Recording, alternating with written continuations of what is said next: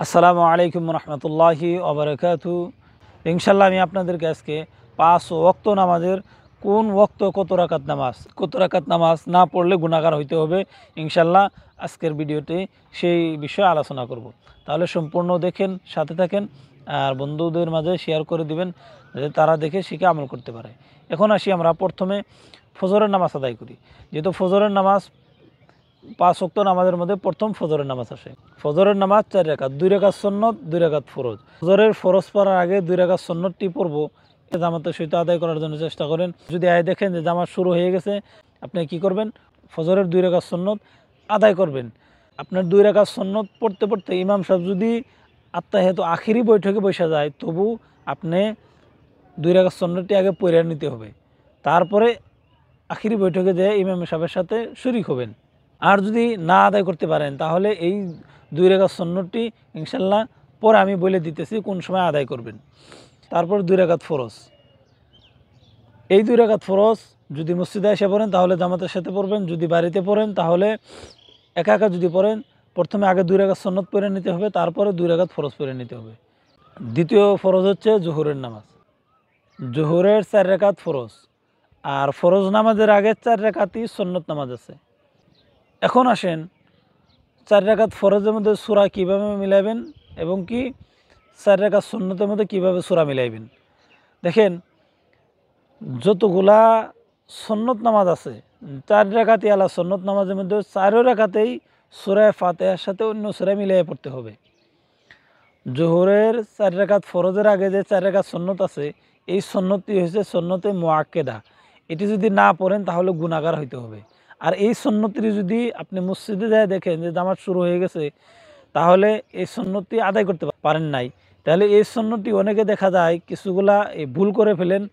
ইনশাল্লাহ সেটাও এই সুন্নতটি কোন সময় আদায় করবেন, কোন সময় আদায় করলে সঠিকভাবে আদায় করা হবো, সেটাও ইনশাল্লাহ আলোচনা করব। তাহলে দুইটা রেগুলো, একটা হলো ফজরের 2 রাকাত সুন্নত যদি না পড়তে পারি কোন সময় পড়বো, আর একটা হলো জোহরের সুন্নত যদি না পড়তে পারি তাহলে কোন সময় পড়বো। আশা করি ইনশাল্লাহ সাথে থাকেন, আপনাদের সমস্ত বস্তু আজকে ক্লিয়ার হয়ে যাবে ইনশাল্লাহ। এখন আসেন 4 রাকাত ফরজ। 4 রাকাত ফরজের মধ্যে প্রথম 2 রাকাতের মধ্যে সূরা ফাতিহার সাথে অন্য সূরা মিলিয়ে পড়তে হবে। পরের 2 রাকাতের মধ্যে শুধুমাত্র সূরা ফাতিহা, পরের 2 রাকাতের মধ্যে শুধুমাত্র সূরা ফাতিহা পড়ে নামাজ সম্পূর্ণ করতে হবে। এটি হলো ফরজ। এখন ফরজের পরে 2 রাকাত সুন্নত রয়েছে, এইটিও সুন্নতে মুআক্কেদা। এই 2 রাকাত সুন্নত না পড়লে গুনাহগার হইতে হবে। তাহলে আমরা জানলাম জোহরের নামাজ কত রাকাত? 10 রাকাত। আগে ফরজের আগে 4 রাকাত সুন্নতে মুআক্কেদা, আর ফরজ হচ্ছে 4 রাকাত, তাহলে 8 রাকাত, আর পরে 2 রাকাত সুন্নত, এই হলো 10 রাকাত। এই 2 রাকাতের পরে যে 2 রাকাত পড়া হয় এটা হচ্ছে নফল। এই সমস্ত হচ্ছে নফল নামাজ। এই 10 রাকাত নামাজ যদি না পড়া হয় তাহলে গুনাহগার হইতে হবে। এখন আসেন 3 নাম্বার ফরজ হচ্ছে আসরের নামাজ। আসরের নামাজ হচ্ছে শুধুমাত্র 4 রাকাতি নামাজ, শুধুমাত্র 4 রাকাতি নামাজ। এই 4 রাকাতই ফরজ। এই 4 রাকাত যদি না পড়েন তাহলে গুনাহগার হইতে হবে। আর ফরজের আগে 4 রাকাত সুন্নত আছে, এই 4 রাকাত সুন্নত হচ্ছে সুন্নতে গায়ের মুআক্কেদা। এই 4 রাকাত যদি না পড়েন তাহলে গুনাহগার হইতে হবে না, এবং কি এই 4 রাকাত পড়লে তা অনেক ফজিলত আছে। আমরা সবাই পড়ার জন্য চেষ্টা করব ইনশাল্লাহ। আসরের নামাজ হচ্ছে 4 রাকাত। এই 4 রাকাত না পড়লে গুনাহগার হইতে হবে। আর এই 4 রাকাত হচ্ছে ফরজ নামাজ। এই ফরজের আগে 4 রাকাত আছে সুন্নতে গায়ের মুআক্কেদা। এটি না পড়লে গুনাহগার হইতে হবে না, কিন্তু পড়লে অনেক ফজিলত আছে। মাগরিবের নামাজ। মাগরিবের নামাজ হচ্ছে 5 রাকাত। মাগরিবের নামাজ হচ্ছে 5 রাকাত। এই 5 রাকাত যদি না পড়েন তাহলে গুনাহগার হইতে হবে। এখন আসেন 5 রাকাত কোন কি? ফরজ হচ্ছে 3 রাকাত। এখন এই ফরজ 3 রাকাত কীভাবে পড়বেন? প্রথম 2 রাকাতের মধ্যে সূরা ফাতিহার সাথে অন্য সূরা মিলিয়ে পড়তে হবে। আর পরে 1 রাকাত, এই 1 রাকাত শুধুমাত্র সূরা ফাতিহা দিয়ে আদায় করতে হবে। এভাবে পড়ে আত্তাহিয়াতু দুরূদ শরীফ দোয়া মাসুরা পড়ে সালাম ফিরিয়ে নামাজ সম্পূর্ণ করব। এই ফরজের পরে হচ্ছে 2 রাকাত। এই 2 রাকাত হচ্ছে সুন্নতে মুআক্কেদা। এই 2 রাকাত নামাজ না পড়লে গুনাহগার হইতে হবে। আশা করি বুঝতে পারছেন। ফরজের পরে 2 রাকাত সুন্নতে মুআক্কেদা, এই 2 রাকাত না পড়লে গুনাহগার হইতে হবে। তো এই 2 রাকাতের মধ্যে দুনো রাকাতে সূরা ফাতিহার সাথে অন্য সূরা মিলিয়ে পড়তে হবে।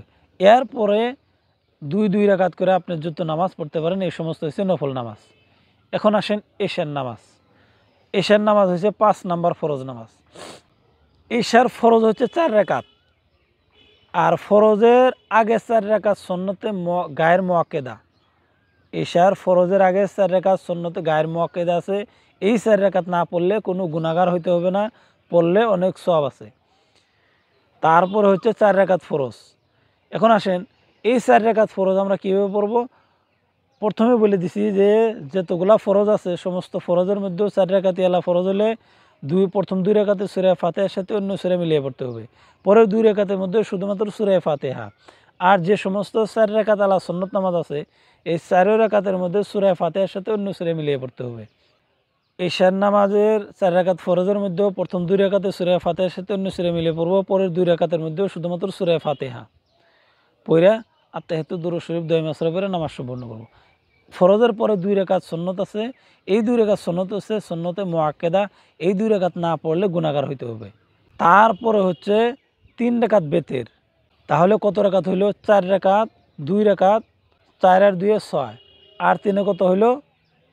6 আর 3 9।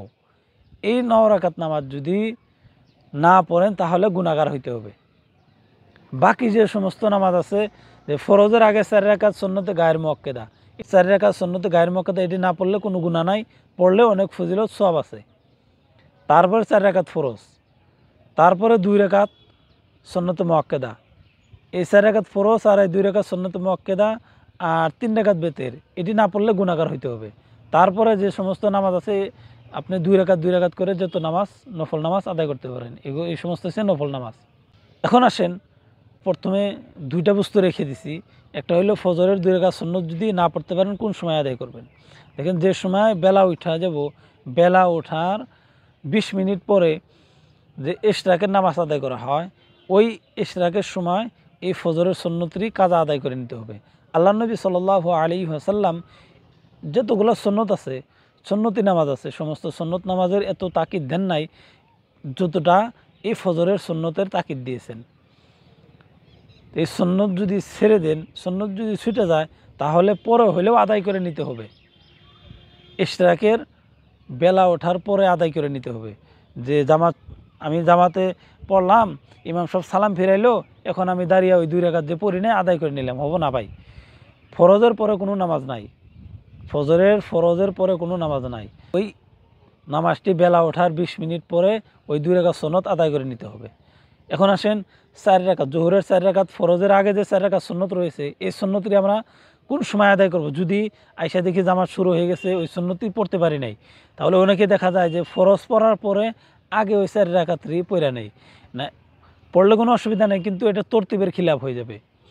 তরতিব হচ্ছে যে 4 রাকাত ফরজ পড়ার পরে যদি 4 রাকাত ফরজের আগে যে 4 রাকাত সুন্নত রয়েছে এই সুন্নত যদি না পড়তে পারো, জামাতে শরীক হয়ে গেছাও, তাহলে এই সুন্নতটি কোন সময় পড়ে নিবে?